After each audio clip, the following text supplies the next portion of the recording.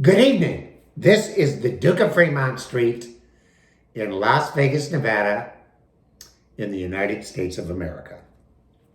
Today is Thursday, July 14th, 2022.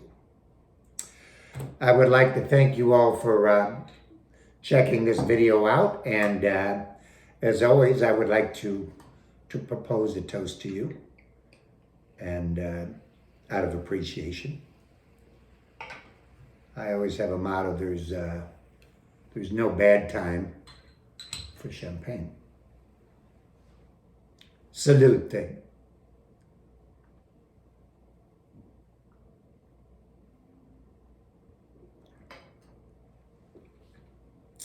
Invigorating. Well, the precious metals market is currently closed here in the United States. We had a disastrous day today. I mean, disastrous. Both gold and silver were down substantially. Gold is currently trading in the Asian market at $1,712 bid by $1,713 ask, up about $1.60. Intraday, gold actually fell below the $1,700 benchmark to $1,697.50. That's a really remarkable loss. The low for the last year is 1710.40, and we're currently barely bobbing up above that. So keep that in mind. We got down to 1697.90 intraday, which is $13 and change below gold for the past year. So we're definitely on the downside with the gold.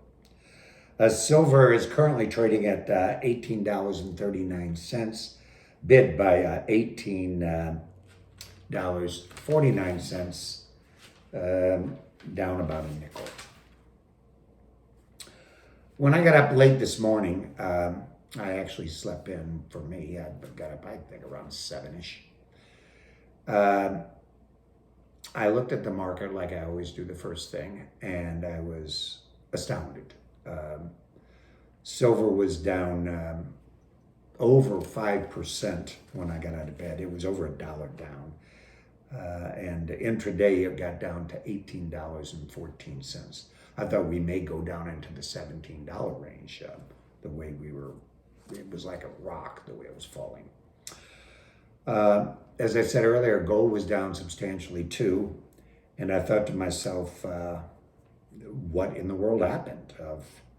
Of course, keep in mind, this is the paper and not the physical market. The paper market, to me, the numbers are truly preposterous. I don't believe, I think it's like a fantasy island numbers. They're just somewhere out in the universe, and they have nothing to do with reality. Personally, I'm not mad about this. I'm not anxious. Not the least bit nervous, nor am I upset. I'm flabbergasted, actually, flabbergasted. I'm flabbergasted that because the COMEX or the paper market says this is where the physical gold market is, doesn't mean it is where the physical market is. I'm astonished, absolutely astonished, that the metals are performing so poorly, especially considering the world we live in today. We live in a very challenging times. I mentioned earlier that in a few videos that I believe that we could be heading into the new dark ages era. And I hope my words weren't prophetic. Time will tell. We're on the verge of hyperinflation. I think everybody knows that. If you don't, go to get some gasoline, or go get some groceries, or try to lease a property, or actually purchase a property. the numbers are way out of whack, and everybody knows it. I believe that a recession is around the corner, if we're not already in it. And more importantly, I personally believe that a depression is more likely. A depression that would be on the order of the 1929 Great Depression. I think it would be even worse than that. As you know, many countries are already following the lead of Sri Lanka and going into this madness and this utter chaos. This country is just indicative of a basket of countries today that might be heading that direction faster than you think. Here in the United States of America, I'm an American, I can speak freely.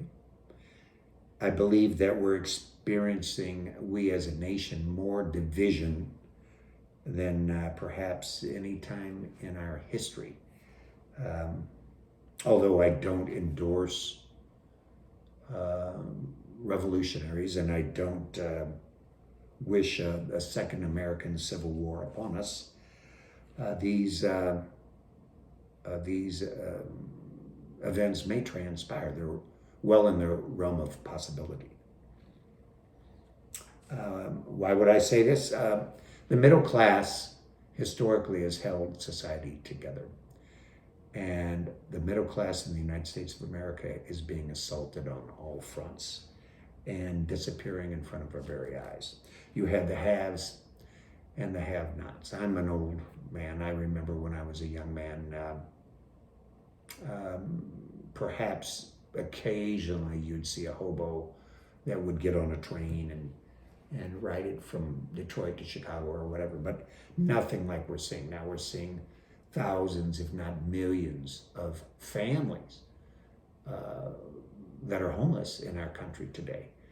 And the ones that still have managed to keep a roof over their head are struggling. Americans are struggling now. You know it, and so do I. Without this middle class, I believe that we would fall into the chaos of Sri Lanka or even worse. Historically, this has always happened in Central America and South America when you'd have a dictator or a regime that had all the power and all the money. Sooner than later, the countries collapse. The people say, well, we can't take it anymore. We're not going to put up with this anymore.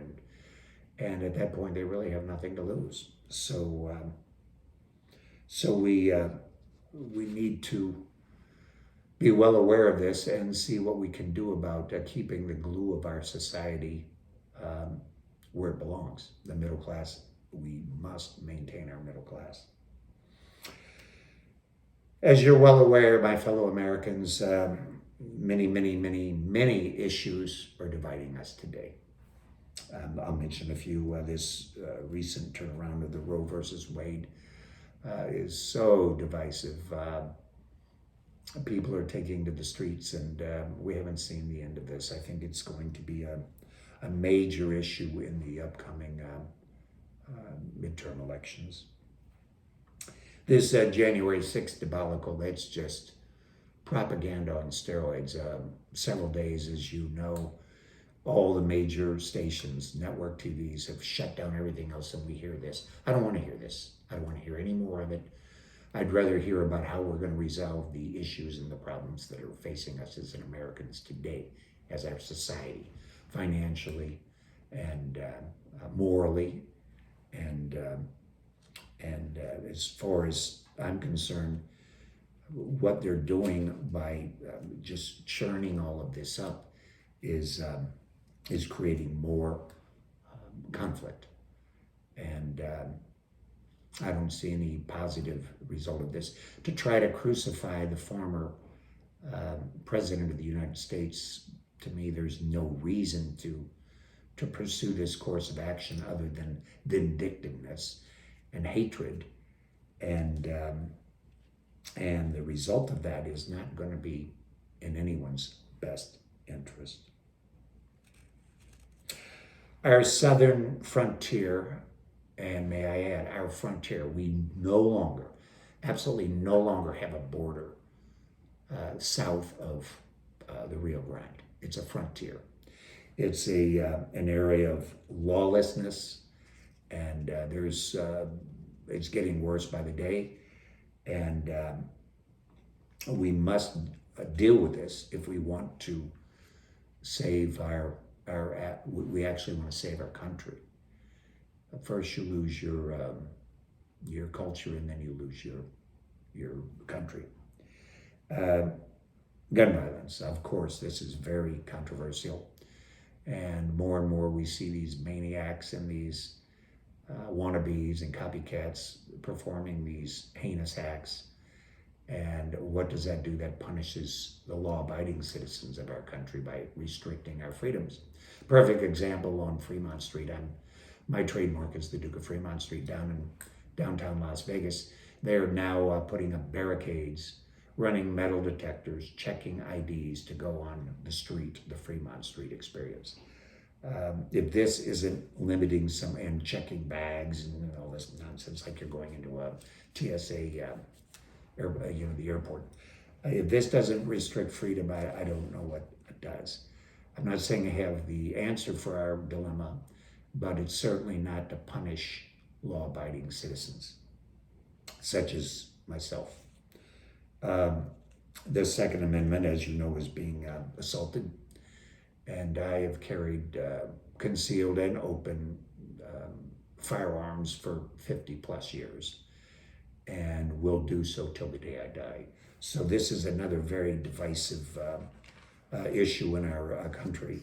They're making the guns the problem, and the guns absolutely are not the problem any more than an automobile's a problem if somebody gets behind the wheel drunk and kills somebody with it. So while I'm at it, we're supporting a failed regime halfway across the world, and we're fighting a losing battle as far as I'm concerned in Eastern Europe. We have let our infrastructure crumble. We're letting our borders crumble. We're bickering at each other like school children. And in the meantime, we're sending billions upon billions over to the Eastern Europe conflict to no avail. I think this is a total waste of our energy, and it's a total waste of our resources. We're going to get bogged down in this conflict, not only financially, but I think we could possibly get drug into it with a hot war, and that would be absolutely disastrous for the whole planet.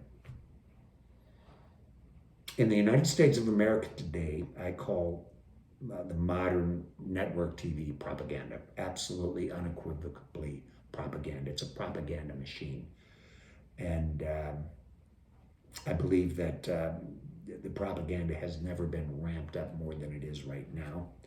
Perfect example, Washington blames Putin for our inflation and some of our other issues and so on. And I'm sure Putin has, although he's no angel, he has really nothing to do with the domestic problems that we have here in our country. If we want to look at a scapegoat and we want to look, create an enemy, it's his fault type of thing, I suggest we're looking in the wrong direction.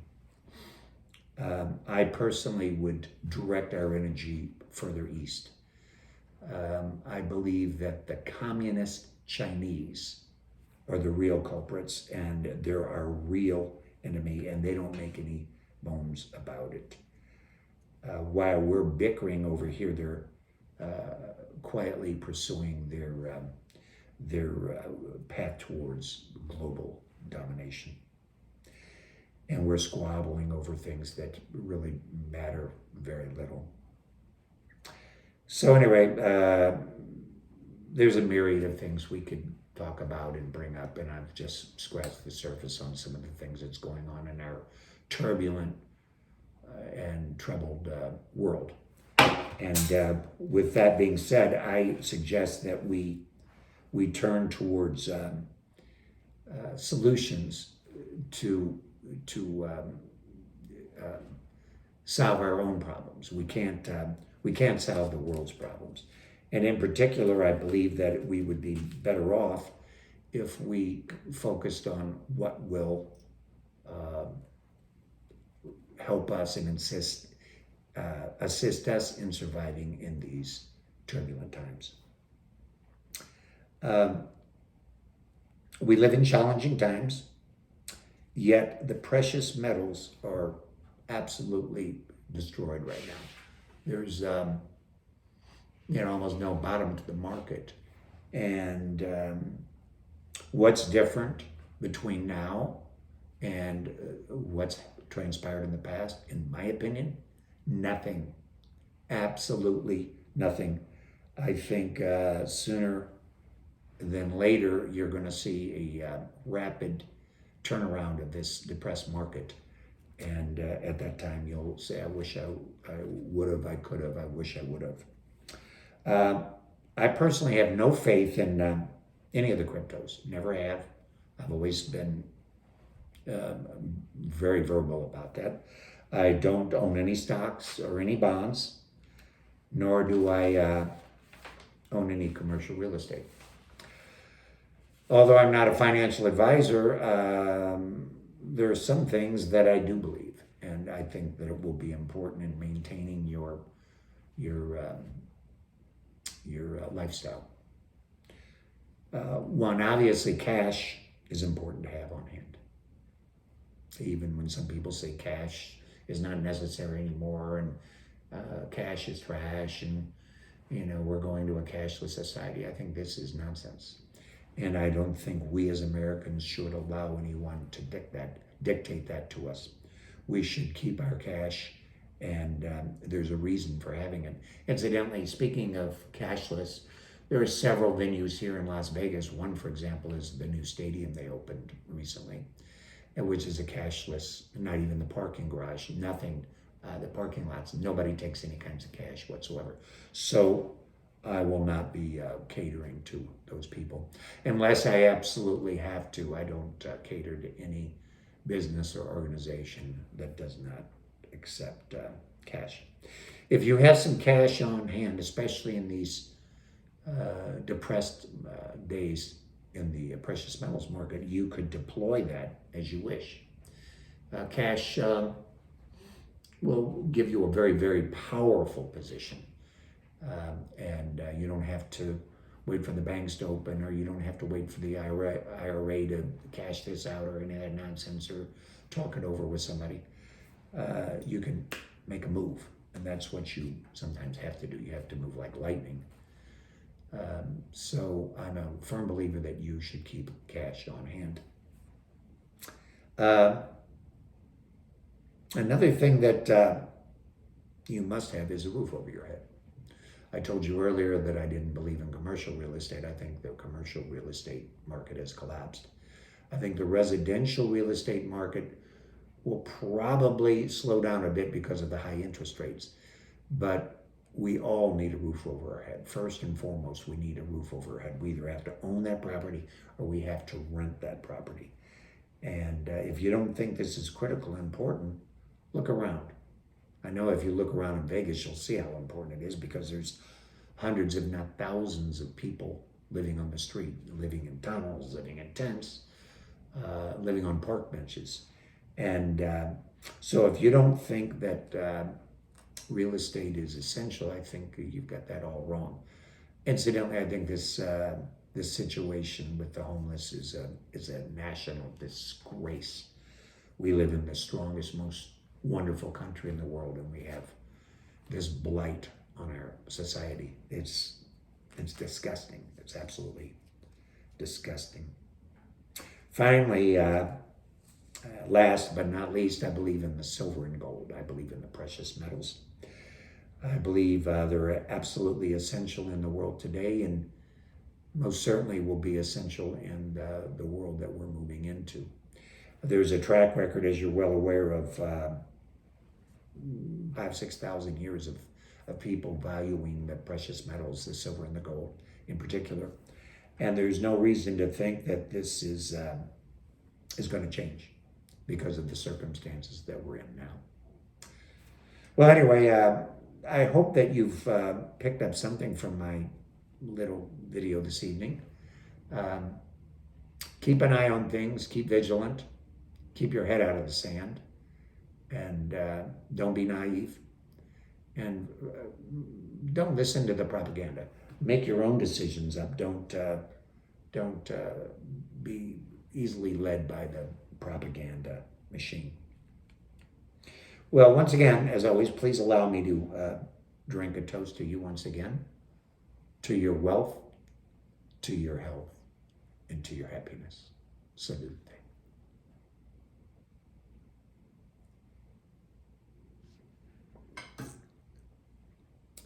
Well, if you get in Las Vegas, give me a call prior to coming out. I'd love to meet you in person sometime.